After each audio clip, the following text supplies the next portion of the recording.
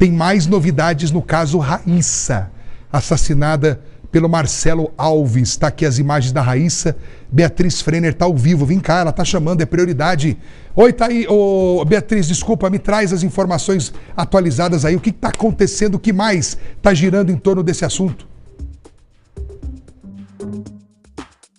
Matheus Furlan, daqui a pouquinho, dentro de alguns instantes, eu digo assim, o horário marcado é 1 da tarde, então cerca de 2 minutos. Inclusive, acaba de chegar aqui a comitiva de advogados que representa o Marcelo Alves. Nós estamos na delegacia justamente de proteção à pessoa. O advogado que representa Marcelo Alves chega nesse momento. Vocês acompanham a imagem aí ao vivo, esse veículo preto que acaba de chegar no local. São os advogados que estão representando tanto o Marcelo Alves quanto o filho dele, que é esse rapaz de blusa listrada, que aparece logo ali atrás. Johnny, o que te trouxe hoje na delegacia?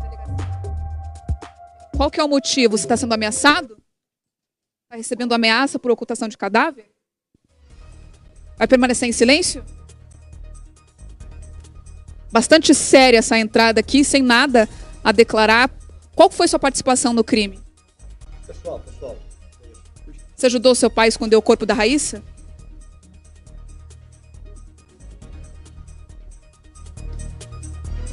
Doutor Caio, já ao vivo aqui conosco, nós estamos ao vivo no Balanço Geral. Qual que é o motivo dessa apresentação do Johnny aqui hoje? Olha, o Johnny, efetivamente, depois de toda essa situação, que ganhou corpo frente à imprensa, frente à sociedade, está recebendo uma série de ameaças. E muito disso se deve à fala imprudente, à fala leviana, desproporcional do advogado da família. Aliás, nós nem sabemos quem que é o advogado da família. Uma hora aparece um advogado, outra hora aparece outro, que, diga-se de passagem, a semana inteira nós tivemos aí as investigações buscando encontrar o corpo, ninguém apareceu. Os advogados da família não chegaram aqui a apresentar uma testemunha, uma diligência, não instauraram uma investigação defensiva. E ontem, quando o cliente apresenta então a versão sobre os fatos, mostra onde o corpo foi ocultado para poder trazer um enterro digno, começa a dizer que o Johnny, ou dando a indicar que o Johnny tem participação no homicídio. Ele não tem participação nenhuma no homicídio. Se o advogado sabe dos fatos e esteve presente, ele tem que ser ouvido como testemunha, se dá muito suspeito. Qual que é o teor dessas ameaças, doutor? Essas ameaças dão conta de que o Johnny aí pode vir a sofrer uma violência, uma morte, teve que sair de casa, saiu às pressas, não dormiu em casa, está recebendo uma série de ligações, é uma responsabilidade que a gente vai buscar apurar. Doutor, qual que é a participação efetiva dele nesse crime? O Johnny ontem, ele trouxe uma versão que ele participou tão somente, exclusivamente, ali sendo embalado por um pedido do pai, tá? Na ocultação de cadáver. Mas ele não pegou pá, ele não embrulhou o corpo, ele de forma nenhuma chegou a cavar para colocar o corpo da menina também, né, enfim, naquele buraco que ela acabou sendo inumada. Ele tão somente pilotou o veículo até lá e nada mais que isso. Doutor, também a gente acabou de conversar com a delegada responsável pelo caso. Depois que o corpo foi encontrado, perícias, exames do médico legista foram feitos e detectaram, por exemplo, algumas possíveis inconsistências do depoimento do Marcelo Alves, que confessou o crime, que apontou onde o corpo estava, mas que pode não ter dito toda a verdade nesse depoimento para a polícia. A primeira possibilidade é sobre a forma como Raíssa Suelen foi morta. Ele disse que usou um lacre plástico, mas segundo o médico legista não há sinais desse tipo de violência que deveria ter ficado marcada, por exemplo, caso isso tivesse sido de fato usado. A forma como ele matou, ele pode ter mentido de fato? A delegada de polícia, ela tem que agradecer ele, porque ela poupou bastante esforços, né, nessas diligências. Ele veio aqui e confessou tudo e mais um pouco. A forma com que ela foi morta não mudaria em nada a qualificadora da asfixia que vai ter nesse caso. Mas ele pode ter mentido? De forma nenhuma. Está contando absolutamente toda a verdade. Eu vi ela dizendo, vi essa declaração e ela disse, olha, nós fomos até a casa e não encontramos nenhum enforca-gato. Primeira coisa, tá? Ele sim, nós vamos trazer, vai ser juntado aqui no processo, ele tinha uma empresa que fornecia gás. Por isso tinha enforca-gato. Ah, mas não foi encontrado, aí sumiu com o celular, confessou. O que é um enforca-gato? Se ele sumiu com o celular, quero mais, não ia também sumir com os enforca-gatos, quero menos. Colaborou com a justiça, apontou aonde o corpo estava. Muito diferente exemplo do que aconteceu no caso da Elisa Samúdio, que o corpo até hoje ninguém sabe onde é que está. Então tem que agradecer ele também, claro, vai responder, tá? Vai responder nos limites da pena da lei, mas ele veio aqui e colaborou. Agora, com relação ao exame de necropsia, nem veio aos autos ainda. A medicina legal é uma ciência, mas muito volúvel. O corpo estava há uma semana praticamente enterrado, em estado de putrefação. É muito precipitado essas falas e nós, evidentemente, estaremos prontos aí para combater e demonstrar que ele veio aqui tão somente para corroborar tudo aquilo que eu já tinha dito. Doutor, sem dúvidas é muito importante o fato dele ter colaborado com as investigações e apontado onde está o corpo, mas essa fala de agradecer a um assassino justificaria? Não é agradecer um assassino, claro que não justifica. Nós estamos falando aqui que a delegada não é agradecer a morte. Não confunda as coisas, você está trazendo aqui uma pergunta que é muito capciosa, né? Então, assim, tem que agradecer as investigações porque ele... Para dar a oportunidade do senhor explicar, porque a forma como foi colocada dá a entender que devemos agradecer o fato dele ter mostrado onde está o corpo e tão somente. Eu não falei que você deve agradecer, nem a população. Quem deve agradecer é a delegacia, porque ele veio aqui e poupou esforço. Você imagina se ele não fala onde é que está o corpo? Como é que está o caso Isis? E o caso lá da Elisa Samúdio? Vamos esquecer desses fatos? Então não é você que tem que agradecer enquanto repórter com essa fala capciosa, não é também o Furlan, não é a sociedade, mas a delegada de polícia, porque ele veio aqui, colaborou, apontou onde está o corpo, contou com riqueza de detalhes tudo o que aconteceu e vai responder na medida da sua culpabilidade. É o que diz a lei em estados democráticos de direito. Por mais execrável que o crime possa parecer, ninguém decai do abrigo da lei. Vocês conversaram com ele depois do depoimento aqui, ele falou o porquê dele ter cometido esse crime, se mantém essa declaração não correspondida? Ele, evidentemente, que toda a versão dele está dada por uma via oficial, na delegacia de polícia, frente à autoridade policial. Nós, evidentemente, foi um dia bastante corrido, não chegamos a conversar com ele mais, mas é claro que ele mantém. Isso daí foi uma situação que, assim, tem todos os ingredientes de um crime passional. Isso daí está mais do que escancarado e claro. Doutor Caio Percival, também tem outros 2 pontos que foram apresentados pela delegada responsável pelas investigações, a doutora Aline Manzato, sobre a forma como o corpo foi encontrado. Tinha uma sacola amarrada na cabeça da vítima, amarrada bem apertada, que também pode ter sido utilizada nessa asfixia ou não. Qual que é a avaliação disso? Precipitada. Fala precipitada. Por que fala precipitada? Porque o exame de necropsia ainda não está no processo. Isso é muito temeroso quando o delegado de polícia ele vem, adianta hipóteses investigatórias na imprensa. Ele precisa pelo menos colher todas as hipóteses, todos os elementos de informação, esperar que o exame de local de morte seja feito pelo Instituto de Criminalística, que o exame de necropsia seja feito pelo Instituto Médico Legal e depois se manifestar. Como é que você vai dar uma opinião sobre algo que ainda você nem avaliou? Doutor, um outro detalhe é de que a vítima não apresentava sinais de defesa no corpo aparentes ali, que já são detectados de forma imediata ali pelo médico legista, o que levantou a possibilidade de que ela possa já estar ali desacordada no momento em que essa asfixia aconteceu. O Marcelo comentou algo sobre ter dopado ou ter, de alguma forma ali, feito com que ela ficasse inconsciente antes de asfixiá-la? De forma nenhuma. Podem fazer exame nessa menina, podem tirar sangue, que não vão encontrar nenhuma substância. E mais, essas lesões de defesa que estão trazendo, nós não temos como saber. O exame de necropsia ainda não está no processo. Como é que você vai falar uma coisa que não existe? É a mesma coisa que você querer atestar uma doença antes de vir os exames do paciente. Não existe isso. Nós precisamos esperar o exame de necropsia com cautela.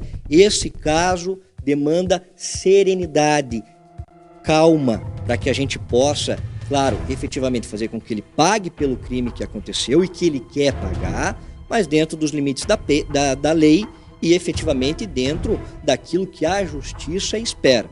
Caso de serenidade e tranquilidade, não adianta a gente sair precipitando informações para a imprensa, mais desinformando do que informando. Abuso sexual, doutor, ele falou sobre isso, continua negando, não ocorreu? Não ocorreu de forma nenhuma. essa não é a versão da defesa técnica. Essa é a versão da autodefesa, defesa que ele mesmo fez. Ele que quis vir confessar, ele que quis apontar o corpo, ele que quis colaborar com as investigações. Nega que houve qualquer tentativa de abuso. Então, portanto, segundo o que ele diz, o Instituto Médico Legal, quando for fazer o exame de necropsia, não vai encontrar, a exemplo, nenhum sêmen na cavidade vaginal ou qualquer lesões nas regiões inguinais. Ele demonstra arrependimento, doutor? Ele falou sobre isso ontem, chegou aqui em silêncio, saiu também em silêncio, esboçou alguma reação antes de entrar ali na sala com a delegada, algumas lágrimas, mas esse arrependimento, ele condiz com o fato de ter permanecido esses 7 dias em silêncio, de todo o período que ela ficou desaparecida? De fato, ele está arrependido? Com certeza está arrependido. E ontem eu vi uma fala bastante atécnica, tá? Uma fala aí que soa como uma heresia jurídica. Ninguém, em momento nenhum, falou de arrependimento eficaz, que é um outro instituto de direito penal que não vale a pena agora dar aula sobre isso.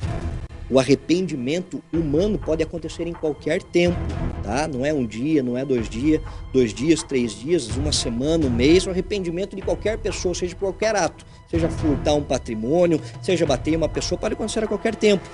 O fato dele ter ficado 7 dias sem vir até a delegacia é porque ele nunca passou por isso.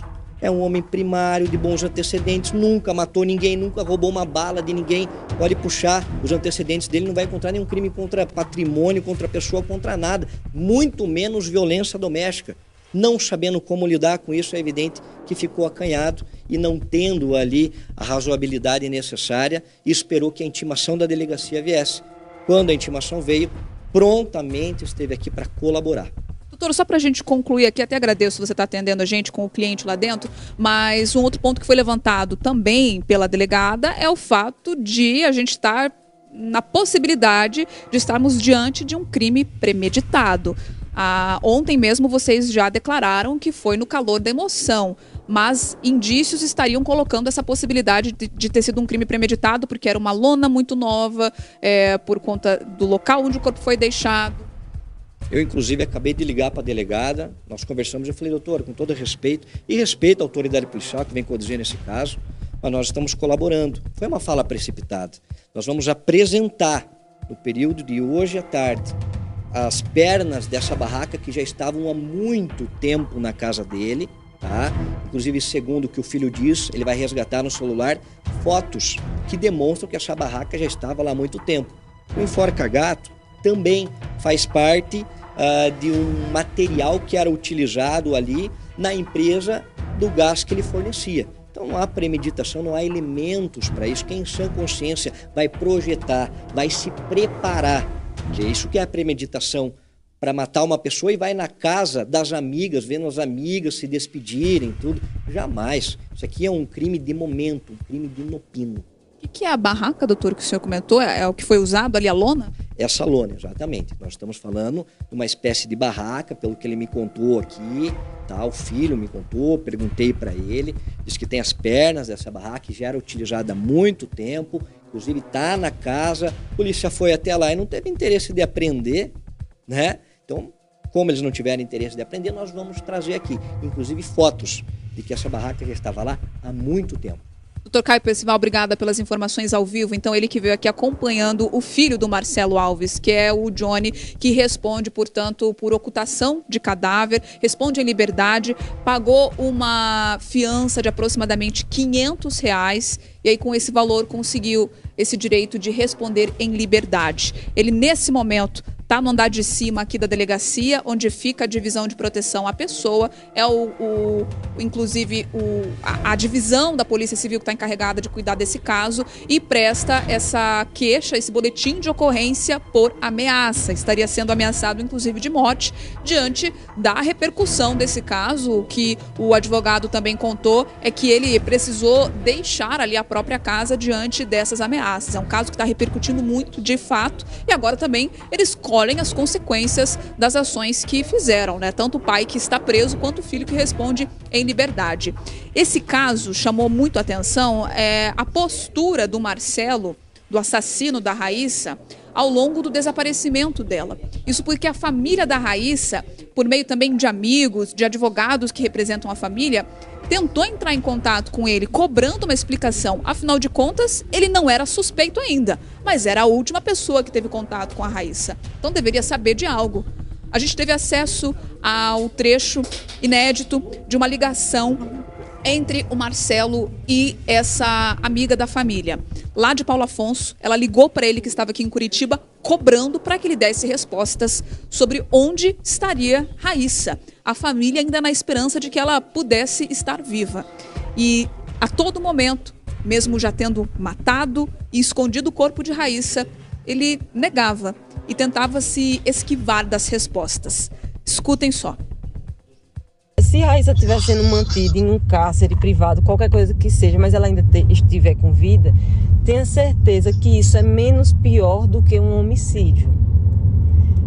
Não tente consertar silenciando a vítima, caso ela esteja. É melhor a pena de um estupro, melhor a pena de uma agressão do que um homicídio. A gente está tratando de um crime sério. Eu acredito que há uma possibilidade do senhor estar protegendo, o senhor é pai também. Então eu acredito que possa haver essa possibilidade. Não, essa possibilidade aí não existe, não. Raíssa aparece com vida? Ela vai aparecer. Com vida? Ela vai aparecer. Já olhou com ela com outros olhos? Todos os olhos. A gente escutou aí esse trecho da ligação. Isso foi gravado enquanto a Raíssa ainda era dada como desaparecida. E ele não atendia as ligações de alguns familiares, se esquivava e quando respondia era dessa forma. É importante a gente atualizar aqui tudo o que está acontecendo nesse momento. A delegacia trouxe novidades a partir dos primeiros exames que foram feitos no corpo da Raíssa Suelen. Os advogados que representam o Marcelo Alves permanecem, então, apresentando essa tese de que tudo aconteceu no calor da emoção, de que não foi um crime premeditado e que ainda está muito cedo para concluir ali qualquer tipo de análise sobre o exame, já que ele também não foi divulgado até o momento. O filho do Marcelo Alves, o Johnny, que participou dirigindo o carro onde o corpo da jovem foi levado, está nesse momento na delegacia, registrando um boletim de ocorrência por ameaça que estaria sofrendo. Ele responde em liberdade porque pagou uma fiança de R$500. Os advogados, então, permanecem aqui no local, vão acompanhar esse boletim de ocorrência e seguem com essa posição que a gente acabou de explicar. Mas também temos os advogados que representam a família da Raíssa. São diferentes profissionais que se uniram, que estão trabalhando em conjunto, nesse caso, numa assistência de acusação, possivelmente. Nós temos aí 3, pelo menos, advogados que já se confirmaram parte desse processo. São eles o Dr. Jackson Balls, também o Dr. Leonardo Mestre e também temos aqui a advogada que participa também dessa defesa, que é a doutora Karina Goiata, que compõe, portanto, essa representação da família da Raíssa no processo. Vamos ouvir o que essa equipe, então, tem a dizer, justamente através da fala do Dr. Leonardo Mestre. O relacionamento deles é muito antigo, desde a cidade deles de origem. Ele foi professor de artes marciais dela quando era pequena. Ela vem para Curitiba a convite dele, confiando nele. Ele era um indivíduo que em Curitiba, durante os 3 anos em que ela esteve aqui, se tornou uma referência de alguém que ela poderia confiar, alguém que poderia prestar um auxílio, um suporte para ela. No entanto, depois de 3 anos, ele revelou a sua verdadeira face, de um criminoso e de um assassino cruel. Para a família, para os advogados que representam a família da Raíssa, já está claro que houve algum tipo de informação incorreta repassada, algum tipo de mentira repassada pelo Marcelo Alves durante esse depoimento. Ele, de fato, mostrou onde o corpo estava, confessou que matou, mas por que ocultou ou não contou totalmente a verdade sobre alguns desses fatos? A lona, então, utilizada para cobrir o corpo de Raíssa, na verdade, é uma barraca? Essas usadas em acampamento? É isso que o advogado que representa o Marcelo Alves acaba de confirmar para a gente. Além disso, nós tivemos acesso ao depoimento do Johnny. Esse rapaz que está aqui agora na delegacia, prestando o boletim de ocorrência por ameaça. Ele falou também a respeito da possível participação dele nesse caso todo, que nesse momento está enquadrada como ocultação de cadáver. Olha só em primeira mão. Você viu seu pai colocando o corpo no carro da Raíssa? Sim. Viu Você sabia que era o corpo da Raíssa porque ele falou, porque você viu que era o corpo da Raíssa? Eu não cheguei a ver o corpo, porque eu não cheguei a ver o corpo dela. Ela já estava embalada no momento em que eu cheguei em casa. Eu fiquei sabendo que era o corpo dela porque ele me falou. Porque ele te falou. E aí você que conduziu o veículo até o local onde foi ocultado ali o corpo. Você ajudou de alguma forma a cavar ou a transportar o corpo, seja até o carro ou do carro até o local onde foi enterrado? De nenhuma forma. Minha única participação foi só dirigir o veículo. Seguimos no caso, tá? A gente fala ao vivo aqui da Delegacia de Proteção à Pessoa em Curitiba, onde está tudo sendo apurado e investigado pela polícia.